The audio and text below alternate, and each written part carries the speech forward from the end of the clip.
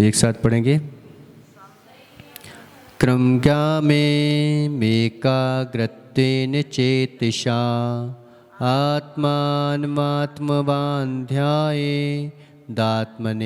बात्मने स्थितम्। अब यहाँ पर आचार्य भगवान उत्कृष्ट व्याख्या कर रहे हैं कि इंद्रिय ग्राम है, ग्राम। इंद्रिय क्या है? गांव में व्यापार चल रहा है तुम्हारा। तो एकाग्रचित्त होकर उन इंद्रियों के विषयों को दूर कर दो कि आत्मान आत्मा और इंद्रियों को बाहरी विषयों से रोक दो। जब तक इनको बाहरी विषयों से रोकोगे नहीं, कहते ना कि भाई थोड़ा तो बाहर मत जाया कर अकेला, कहीं तो एक्सीडेंट हो जाएगा, कुछ हो जाएगा, बालक है। तो कह रहे हैं कि बाहरी विषयों से रोक कर, कई लोग कहते हैं चंचल हो रहा है मन। अरे मन चंचल नहीं हो रहा, हम खुद ही वहाँ पे ले जाना चाहते हैं। तुम ऐसा चिंतन क्यों कर रहे हो? हम खुद ही ये चाहते हैं कि मेरा मन चंचल हो।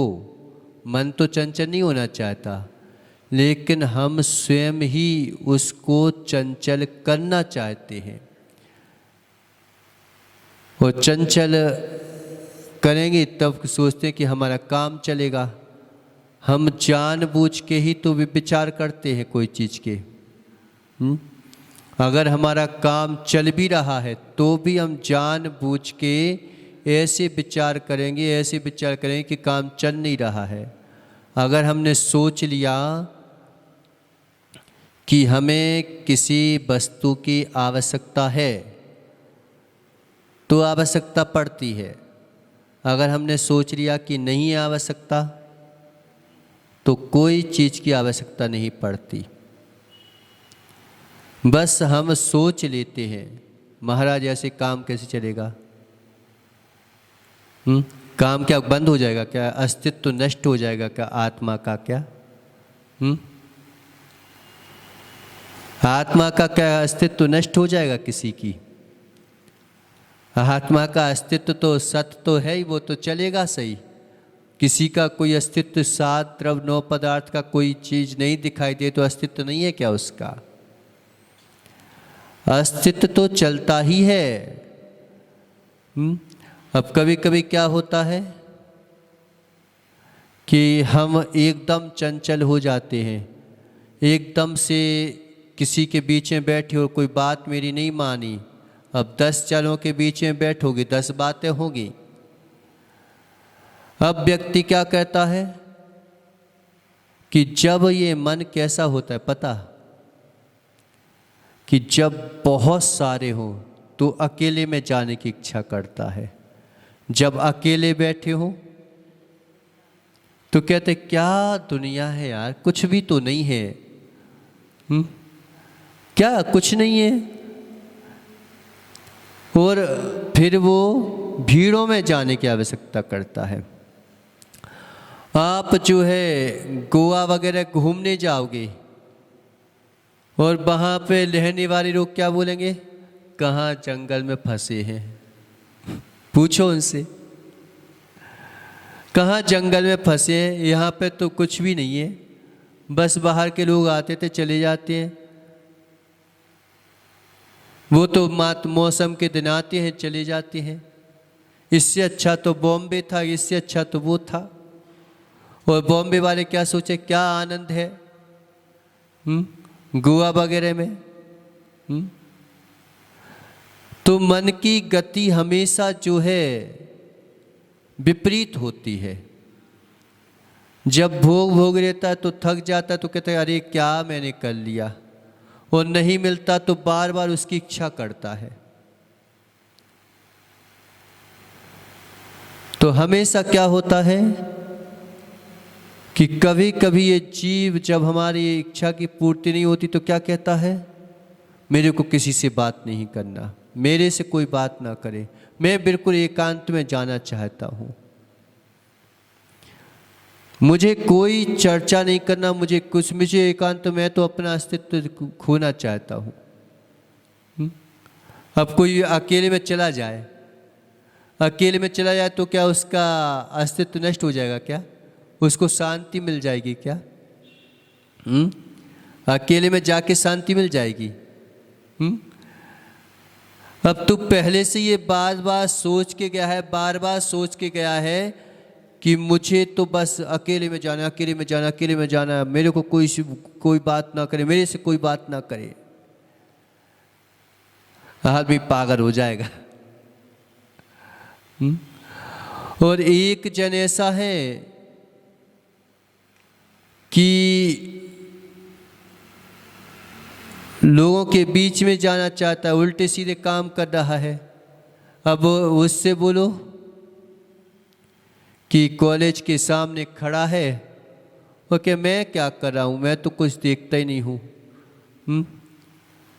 मैं तो ज्ञाता भाव से देख रहा हूँ बस।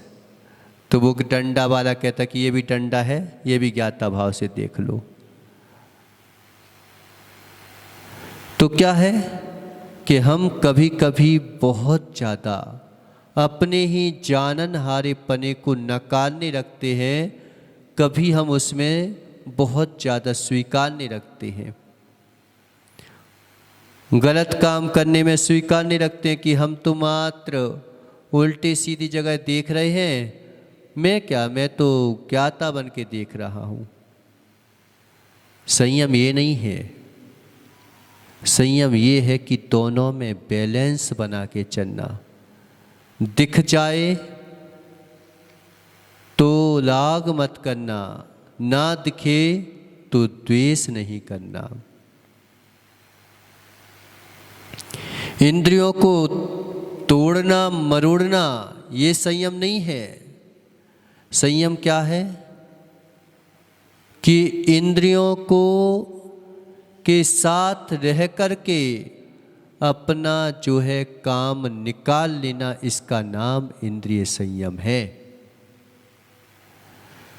हम इंद्रियों को जो है वहाँ ले जाएंगे जहाँ हम ले जाना चाहते हैं, ये इंद्रियों को हम वहाँ नहीं जाने देंगे जे जहाँ जाना चाहती हैं। ले जाएंगे तो सही, ना तोड़ेंगे ना मोड़ेंगे, ले जाएंगे तो सही। हम इसे मंदिर में ले जाएंगे, बाजार में नहीं ले जाएंगे। कह दो इनसे, मैं इन्हें जो है जिनवाणी सुनाऊंगा, हुबड़ खावड़ गाने नहीं सुनाऊंगा। कह दो सही।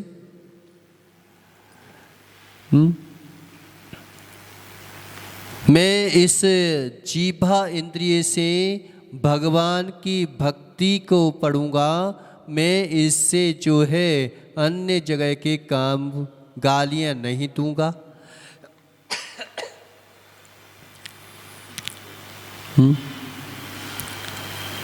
इस बात को हम बोले, हम इन्हें वो खिलाएंगे कि जो मैंने खिलाना चाहता हूँ, मैं उन्हें वो नहीं खिलाऊंगा ये जो खाना चाहती है।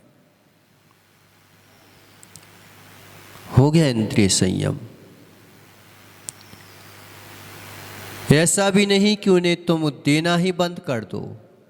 देना बंद कर दोगे तो उपद्रव हो जाएगा अचानक, क्योंकि अनादिकाल से हम उन्हीं के साथ में रहे ना। एकदम बंद कर दोगे तो उपद्रव करने लगेंगी। तो उसके लिए कह रहे हैं कि एकाग्रता बनाना है तो इंद्रियों को बाहरी विषयों से रोक के रखो, ज़्यादा मत जाने दो। जा रहे हैं लेकिन जाने मत दो। हम बाजार में भी जा रहे हैं तो उन्हें जाने मत दो। जैसे हाथी चलता है ना, उसे कोई मतलब नहीं होता श्वान क्या बोल रहे हैं, भौंक रहे हैं, तो भौंकने दो, चलो अपन। लेकिन ऊँट क्या होता है, कहीं यहाँ पेड़ पे चगर चगर करे, कहीं वहाँ चलेगा, कहीं यहाँ पे कदम रखना है तो वहाँ पे कदम रखिएगा, वहाँ कदम रखना है तो वहाँ पे कदम रखिएगा। आप तो बैठे हो गए ऊँट पे, पूरे अस्तर पंजर तुम्हारे ढीले कर देगा।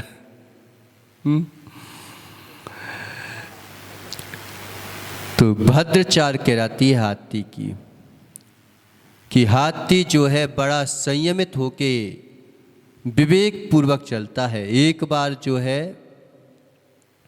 सोनागिर में गजरत दिखा, तो हाथी जो है आगे आगे चल रहा था, उस पर भगवान श्री जी बैठे थे। अब जो है उसने जैसे ही आगे कदम बढ़ाने को हुआ, लेकिन पीछे कर लिया उसने अचानक। अब महावत जो है उसके ऊपर अंकुश मार रहा है, सब कुछ मार रहा है, लेकिन उसने आगे कदम नहीं बढ़ाया।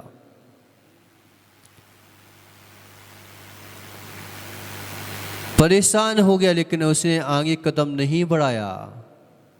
फिर वो जो है पीछे आया, और पीछे आकर के और नीचे उतरा, और नीचे उतर के जो है ऊपर चढ़ा, और फिर जो है आगे बढ़ा। ऐसा क्यों किया उसने? क्योंकि वो इतना संवेदनशील प्राणी होता है कि मेरा कदम किस जगह पर रखना है और कौन सी भूमि मेरे कदम को सहन कर पाएगी। अगर वो उस पर कदम रख देता तो पूरी की पूरी पुलिया जो है टूट सकती थी। और वो देख रहा था कि मेरे ऊपर 3 लोग के नाथ हैं, मेरे को तकलीफ हो जाए कोई बात नहीं, लेकिन 3 लोग के नाथ को तकलीफ नहीं होना चाहिए। इतना समझदार प्राणी कहलाता है हाथी। उसकी चाल जो है भद्र कहलाती है। शरीर जरूर मोटा तगड़ा रहता है, लेकिन जो है उपद्रव कभी नहीं करते हाथी। पता, कई लोग क्या है ना, परेशान कर देते हैं, तो फिर उसको आ जाती है गुस्सा। कहीं खाना पीना नहीं दे रहे हैं, कहीं कुछ नहीं दे रहे हैं, तो वो वक्त देख के उसके ऊपर हमला कर देता है। फिर नहीं तो कभी जो है हाथी इतना बड़ा रहता है, जो जितने बड़े होते हैं उतने कम उपद्रवी होते हैं। ऐसे ही जो जितना संयमी होता है उसकी इंद्रियां उतनी ही जो है शांत। उनकी इंद्रियों से ही हम पहचान कैसे करेंगे संयमी की? यही तो पहचान है कि जो चंचलता से रहित हो, ज्यादा जो है खाने पीने में अनासक्त भाव से लेता हो, सुनने में अनासक्त भाव लेता हो, तत्व की चर्चा करता हो, वही तो संयमी है। और क्या? तो आत्मा इन करणग्रामम, इंद्रिय ग्राम को बाहरी विषयों से रोक देता है, रोक देता है। अपन बाहर देखो तो देखो, अभी देख लो आप कि इससे बाहर जाओ तो चलते फिरते रोग, दौड़ते हुए रोग दिखाई देंगे, सामान दिखाई देंगे। जितनी बड़ी सिटी में जाओगे उतना ज़्यादा दिखाई देगा। और जैसे ही मुड़ के देखोगे तो मंदिर के अंदर देखो और बाहर देखो। बाहर देखोगे तो क्या दिखेगा? बेही जूते चप्पल, बेही लोग। और अंदर देखो तो कोई नहीं दिखेगा, भगवान दिखेगा। ऐसे ही अपने जब विकार भाव आए तो अंदर झांक के देखो कि ये उठ कहाँ से रहे हैं। जैसे ही तुम देखोगे वे विचार बिल्कुल शांत हो जाएंगे। हम सामना कर लें बस। अभी तुम जो है ना, अपने विचारों को एकदम से देखना प्रारंभ कर दो कि ये उठ कहाँ से रहे हैं, बस देखना है, उत्तर नहीं देना है कभी। हम क्या सोचते हैं, उत्तर देते हैं किसी बात का, उससे ये बोलेंगे, उससे ये चिंता करेंगे, उससे ये बोलना है, कल ये काम करना है। और इसी को ये बात जो है अपने अंतरंग में झांक के देखो कि ये हो कहाँ से रहा है, बस अपने आप विचार शांत हो जाएंगे। चंचल लहरों में चेहरा नहीं दिखता, गर्म पानी में चेहरा नहीं दिखता। और जिसकी इंद्रियां चंचल हैं उसे क्या चेहरा दिखेगा। तो इंद्रियों संयम है। संयम क्या है, बाहरी विषयों से रोक कर एकाग्रत्वेन, एकाग्रता से। अब जब रोक लिया तो क्या करें, एकाग्रता से स्थित हो जाओ, वहीं पे रुक जाओ, देखने लगो। बस जितना जितना तुम देखने के कोशिश करोगे, जितने देखने में सक्सेस हो गए, उतना बाहर से संबंध टूटेगा। लेकिन ऐसा लगेगा कि मैं अज्ञानी हो गया, बस अरे यार क्या करो इसके आगे, ऐसा लगेगा कि अरे ऐसे करेंगे, देखने का प्रयास करेंगे तो फिर काम ही रुक जाएगा, संसार का चलन ही रुक जाएगा, ऐसा लगेगा तुम्हें। तो फिर हमें ऐसा लगता है कि चलो भाई देख लो, अपन को रहने दो, इन चीजों में कोई नहीं रखा है। तो एकाग्रता से आत्मनि, अपनी आत्मा में चेत साह, चित्त की स्थितम, स्थित हो जाओ। आत्मान एव, अपने आत्मा के द्वारा ही, आत्मानम, आत्मा, अपने आत्मा को चिंते, ध्यायेत, चिंतन करते हैं, ध्याते हैं। तुम अभी खाना भी खाते हो ना, अभी स्वाद नहीं पता तुम्हें कहाँ से आता है। तुम एक काम करो, उसको जो है भोजन करना और ये देखना कि मैं उठा रहा हूँ, उठाते उठाते मुंह में ले जाना और उसको देखना प्रारंभ कर। देख देख के खाना, तुम्हारे जो है सब स्वाद जो है विलीन हो जाएंगे। ये जा कहाँ रहा है, ये किस प्रकार से चब रहा है, तो जैसे ही तुम देखने लगोगे ना, तुम्हें पता नहीं चलेगा कि मैंने क्या खा लिया। सूखा भी खा लोगे, नीरस में भी रस बन जाएगा। जिसको नीरस में रस आ गया, उसका रस कोई छीन नहीं सकता। अरस अरूप अगंधम अवक्तव्यम चेतना गुणमसट्टम जान अलिंग गहणम देवी समासेण संठाणम। अरस, आत्मा का टेस्ट कैसा है, अरस, कोई रस नहीं है उसमें। हमें तो रस में ही आनंद आता है।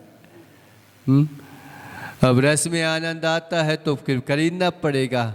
और अरस में जिस दिन आनंद आ गया, उस दिन तुम्हारा आनंद कोई छीन नहीं सकता। क्यों आता ही है। जिसे गरीबी में आनंद आ गया, अब बताओ, नहीं है पैसा, आनंद है, आने लगा आनंद, तो उसका आनंद कोई नहीं छीन सकता। आनंद किसका छिनता है?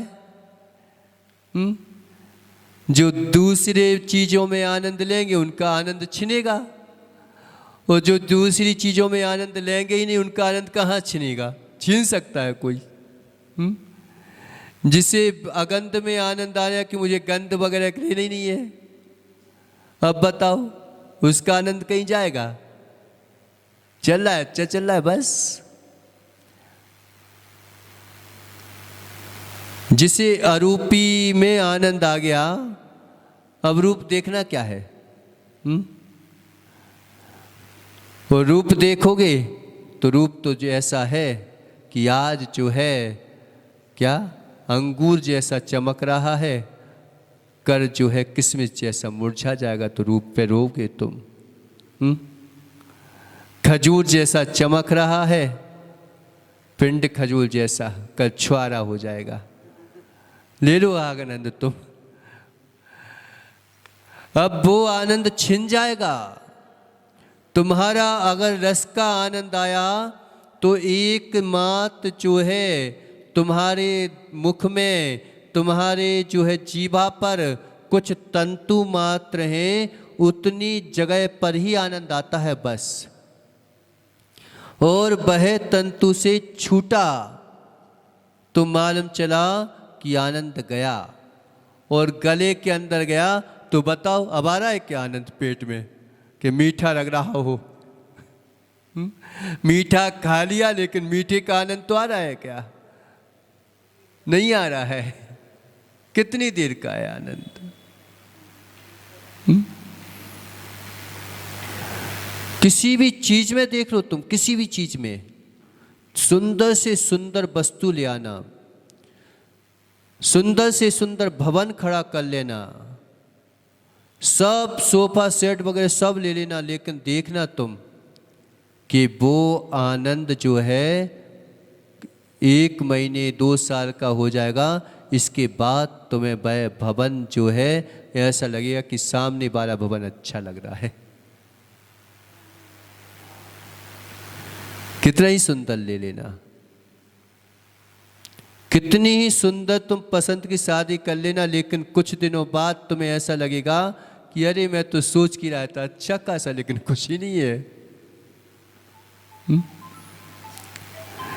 इसलिए अपने आत्मा द्वारा ही अपने आत्मा का चिंतन करते हैं, फिर उनका आनंद कहीं नहीं जाता। जो संयम में आनंद आ गया वो असंयम में कहाँ आनंद है।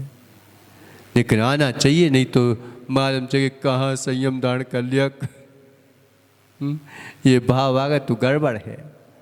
पहले से मन को जो है तैयार कर लो, पूरी तरह से तैयार कर लो।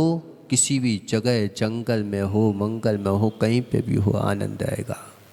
तो इस प्रकार से आचार्य भगवान ने इसमें आत्मा की अनुभूति की बात कही कि जो संयम के द्वारा इंद्रियों को बाहरी व्यापार से रोक करके एकाग्र चित्त हो जाता है, उसकी आत्मा की स्थिति आत्मा में ठहर जाती है, और ठहरने से वो सारे लोक का ज्ञाता भी एक दिन बन सकता है। इस प्रकार से बताया।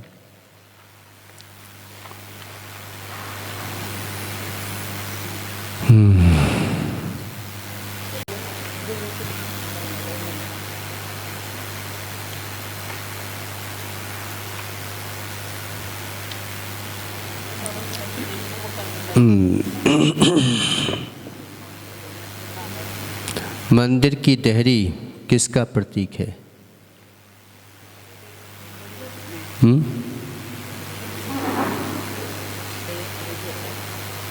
मंदिर की देहरी किसका प्रतीक है? है? क्या? नव देवता। नव देवता तो पूरा चैत्यालय ही आ जाता है। चैत्य चैत्य दोनों आ जाते हैं। हम माँ देहरी का पूछ रहे हैं कि जो है देहरी किसका प्रतीक है? मंदिर की देहरी किसका प्रतीक है? नहीं पता। मंदिर की देहरी जो है वह मर्यादा का प्रतीक है, और मंदिर की देहरी जो है उसको भी नमस्कार किया जाता है सबसे पहले। क्यों? क्योंकि जिस मंदिर में देवादि देव विराजमान रहते हैं उसकी देहरी भी पूज्य हो जाती है। देखो तीर्थंकर की माँ भी जो है,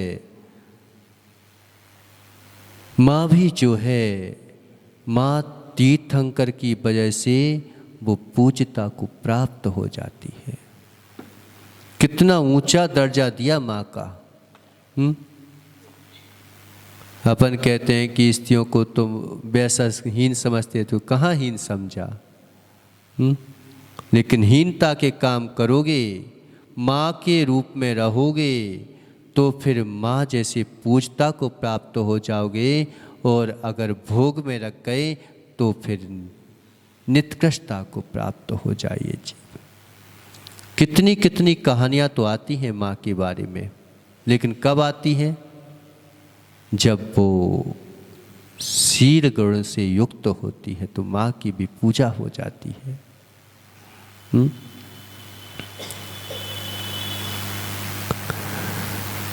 इसको जो है मंदिर को नव देवताओं में एक चैत्य कहा गया। भगवान के मात्र अगर कब, लेकिन ऐसे नहीं करना, नहीं तो तुम रोज ही जो है चैत्य के दर्शन करते रहो।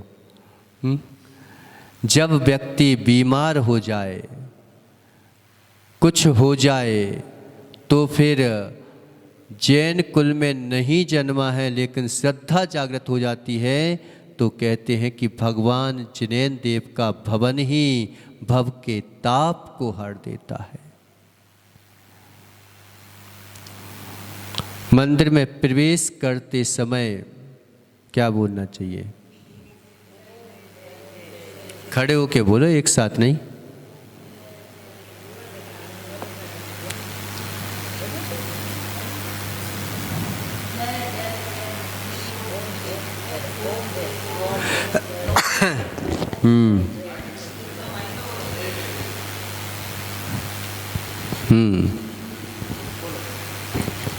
ओम जय जय जय नित्य ही नित्य ही नित्य ही। अच्छा, जय जय जय 3 बार क्यों बोलते हैं?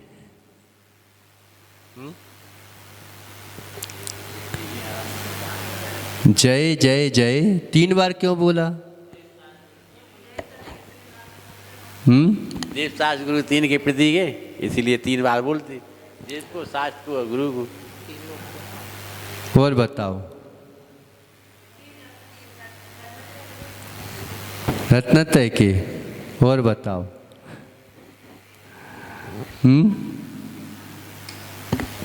सम्यक ज्ञान, सम्यक दर्शन, सम्यक चारित्र की प्राप्ति हो। हाँ, और बताओ।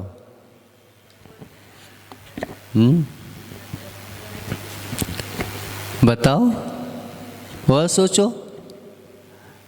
कुछ तो ही बता दो मैया। क्या जा रहा है? अपनी तो भगवान है, अपनी तो चीज है, बता दो।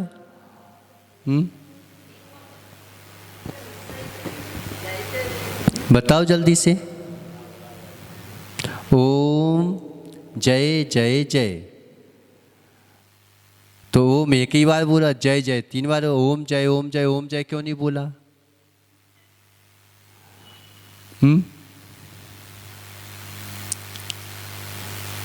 कोई बताएगा? और नहीं बताओगे? अच्छा, इतनी नाराज होगे सब लोग कि हम बताएंगे नहीं महाराज आपको।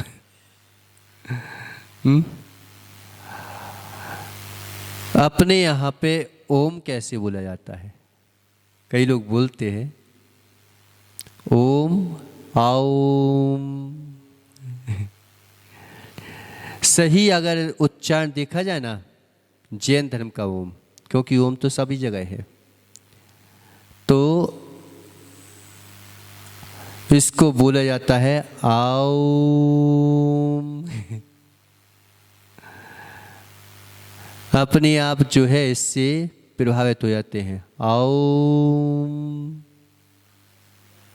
तो आ उ ओ म ऐसे बन जाता है। 5 परमेष्टि समाहित हो जाते हैं उसमें। ओम, ओम में 3 रोग समाहित हो जाते हैं, और आऊम में 5 परमेष्टि समाहित हो जाते हैं। इसे उसकी विधि है कि आओ,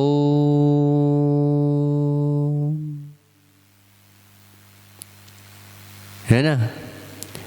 तो ओम जो है किसका प्रतीक है? पंच परमेष्टि का प्रतीक है। और जय यानी हे प्रभु आपकी जयकार हो। ऐसे पंच परमेष्टि को मेरी जय हो, जय हो, जय हो 3 बार बोलते हैं। 3 बार यानी पंच परमेष्टि को मन से, वचन से, काय से, मेरी मन से भी जय हो, मेरी वचन से भी जय हो, मेरी काय के द्वारा भी हे प्रभु आपकी जय जयकार हमेशा होती रहे। और जो है जब हम इसको दूसरे प्रकार से लेंगे पूजा संस्कृत में, तो बहुवचन का प्रयोग किया जाता है श्रेष्ठ लोगों के उसमें। तुम कहाँ जा रहे हो, ऐसा। तो बहुवचन का प्रयोग करते हैं तो बहुवचन में अपन 3 बार उच्चारण किया जाता है। एक वचन, द्विवचन और बहुवचन। अगर 2 से जितने भी ज़्यादा हुए वो बहुवचन। तो हे प्रभु आपकी 3 बार हम बहुत बार तो बोल नहीं सकते, अनंतों बार मेरी नमस्कार हो, तो हम 3 बार बोल के उसको बहुवचन में पहुंचा देते हैं। और संस्कृत में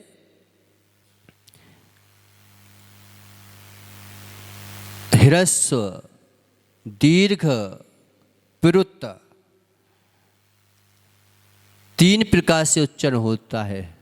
कोई भी शब्द का 3 प्रकार से उच्चारण किया जाता है। जैसे ह्रस्व, ह्रस्व यानी आ, है ना। दीर्घ आ, और पृत आ। ऐसे 3 अक्षरों में पृत की होते हैं। आ। जैसे कोई चीज अपन देखते हैं ना, वो देखते ही साथ ऐसे निकलती है। तो यहाँ पर जब हम पृत अक्षर में ओम जय जय जय हो प्रभु आपकी, तो जैसी हमने जय हो बोला, एकदम से ऐसा लगा कि अंतंग तक मेरी ध्वनि जाकर के और वापस भगवान के पास ही टच हो रही हो। तो समझ गए ओम जय जय जय क्यों बोलते हैं?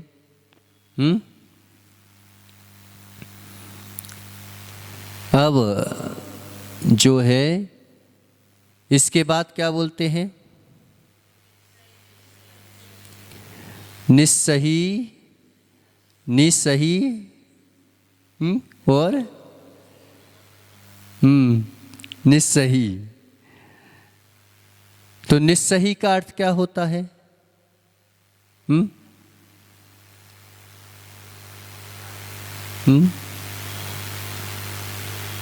निस्सही का अर्थ क्या होता है?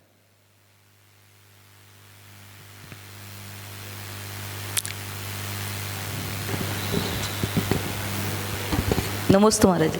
जो देवतागण अगर मंदिर में दर्शन कर रहे हैं तो हमें स्थान दे एक साइड होके, इस वजह से। हाँ ठीक है, और बताओ।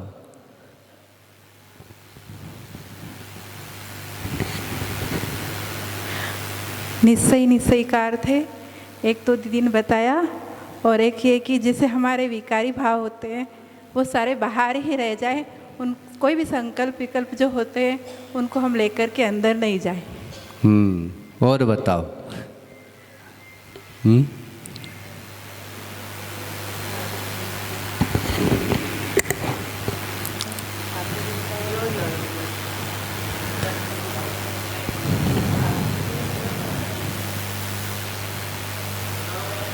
तीन बार क्यों बोलते हैं?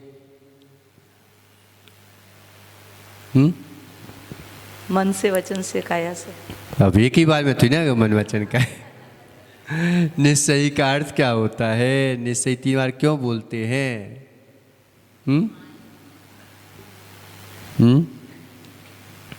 सोच के बताओ, कुछ भी बताओ अपना, और क्या होगा। गलत हो जाएगा क्या टेंशन है, सही होगा या तो भी हो जाएगा, कोई बात नहीं। बताएगा कोई? निस्सही का अर्थ महावीर भैया आप ही बता दो। कहाँ है ये नीली शर्ट? बता दे क्या नाम है इसका, भूल ही गए हम। राजेश, बताओगे? नहीं पता? सुनो, निसही है ना, इसका अर्थ होता है निसहाय, है ना, यानी सहाय से रहित, है ना,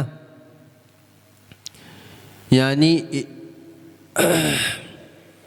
सहारा से रहित। हे प्रभु, आपके सहारे आ रहा हूँ मैं अन्य लोगों के सहारे को छोड़ करके, क्योंकि अब मुझे दूसरा कोई सहारा नजर नहीं आता। आपके सहारा जिसको मिल गया वही वास्तविक सहारा है, बाकी तो हमें जो है सब सहारे से रहित कर देते हैं। तो निस्सही का अर्थ क्या हुआ? सहारे से रहित, है ना। और 3 बार क्यों बोलते हैं? तो पहली बार कि हे प्रभु मैं बहिरंग परिग्रह को छोड़ के आ रहा हूँ, मात्र मेरे पास जितना है उससे ही लेके आ रहा हूँ, क्योंकि गृहस्थ हूँ तो उतना ही रखूँगा।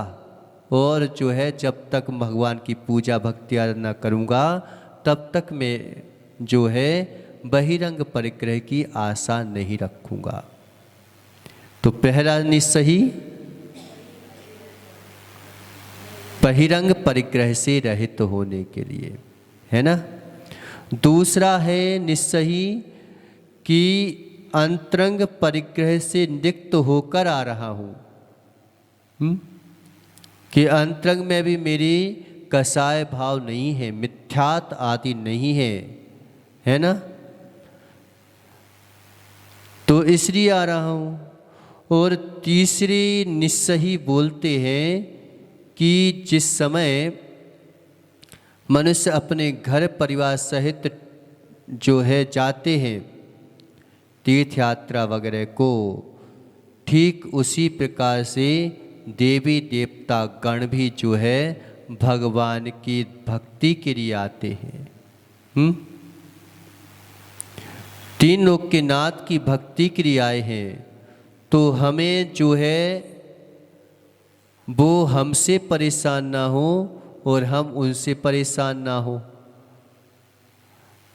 अगर कोई हो तो हमको भी जो है, हम भी जिनेन्द्र देव के भक्त हैं, आप भी जिनेन्द्र देव के भक्त हैं। अच्छा हो कि हम और आप मिलके करें और हमको जो है जगह छोड़ दें, सहायता करें। इसलिए 3 बार निस्सही निस्सही निस्सही बोलते हैं, ठीक।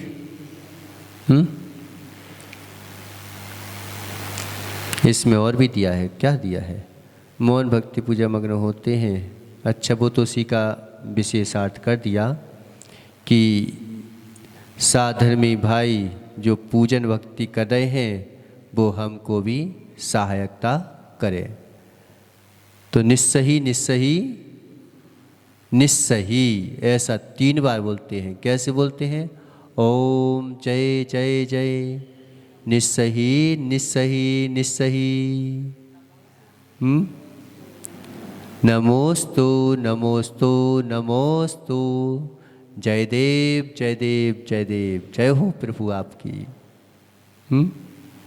बोलते कि नहीं बोलते इतना?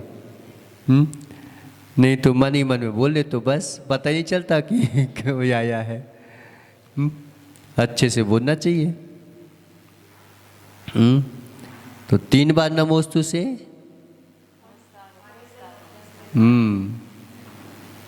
मन वचन काया से मेरा नमस्कार हो। अब 3 बार इसमें और भी दिया है दूसरा कि नमोस्तु नमोस्तु नमोस्तु, हे भगवान आप जो है समस्त कर्मों से रहित हो गए, इसलिए मैं आपको बार बार मन वचन काया से नमस्कार करता हूँ। ऐसे ही दिया है।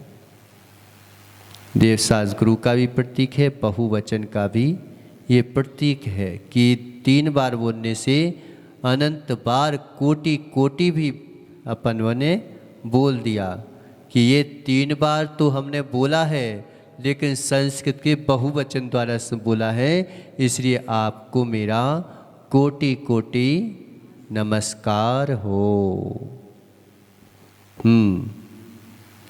अब जो है इसके बाद क्या करते हैं?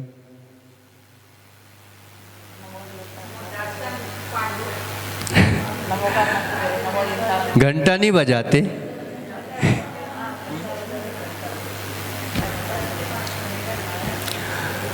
अच्छा, घंटा क्या है मंदिर में? घंटा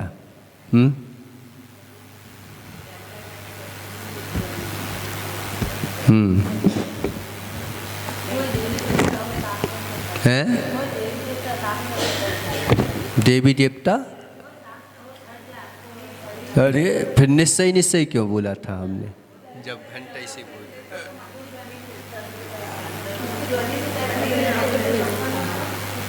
घंटा काय का प्रतीक है और क्यों बजाते हैं, क्या है?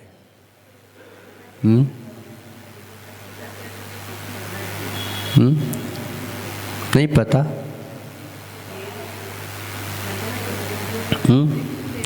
समय हो गया आपका, जल्दी करो। कोई बताएगा? घंटा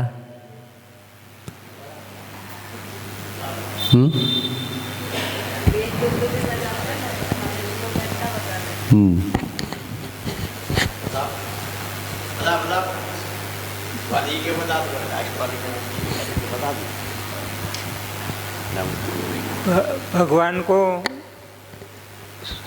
सोए हुए रहते हैं, उनको जगाने के लिए। भगवान कभी नहीं सोते, ध्यान लीन रहते, वो हमेशा जो है ध्यान में लीन रहते हैं ना, उनका ध्यान से भी रहित हो गए हैं, है ना। अगर वो ध्यान ही करते रहेंगे तो फिर वीतरागता कहाँ से बची? आखिरी में सिद्ध भगवान हो गए, अब क्या ध्यान करना उनको? तो उनके तो ज्ञान में सब हो रहा है। जिसकी प्राप्ति के लिए हम ध्यान करें तो ध्यान का फल प्राप्त कर लिया उन्होंने। ध्वनि का प्रतीक है, ध्वनि का ध्वनि। तो ध्वनि का प्रतीक क्यों है? कैसी ध्वनि का प्रतीक है? छंद। चलो मैं बताता हूँ।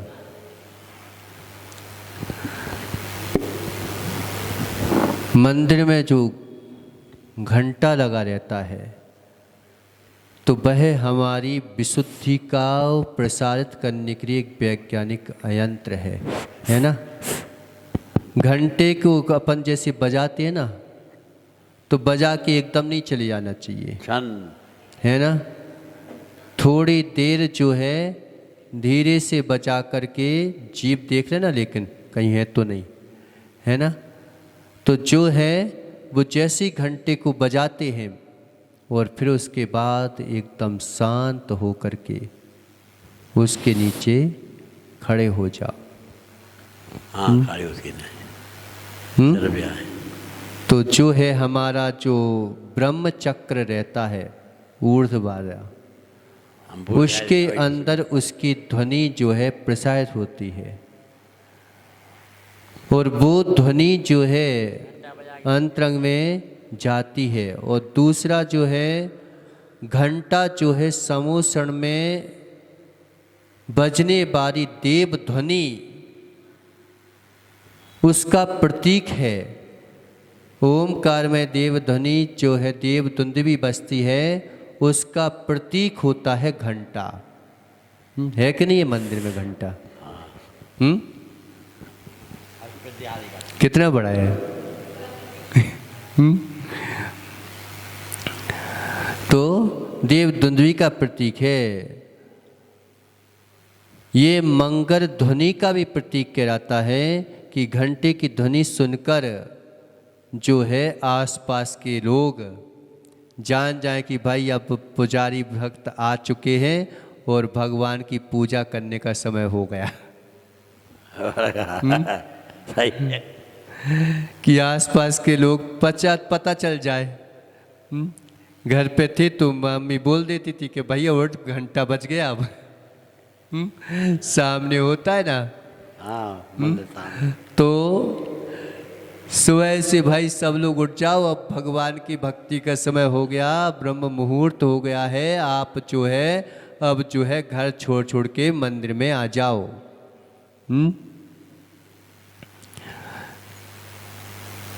और जब हम बजाते हैं भगवान की तो हम नीचे खड़े होते हैं, तो नीचे खड़े होके हमारा प्रतीक होता है कि अब जो है मैं संसार के विचारों से रहित उसके तारतम्यता को छोड़ करके अब मात्र एक आपकी ही ध्वनि का उच्चारण करूँगा।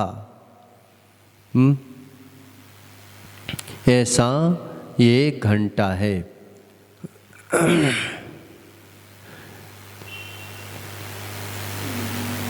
और इस प्रकार से इसको बताया, अब आगे कल देखेंगे, है ना।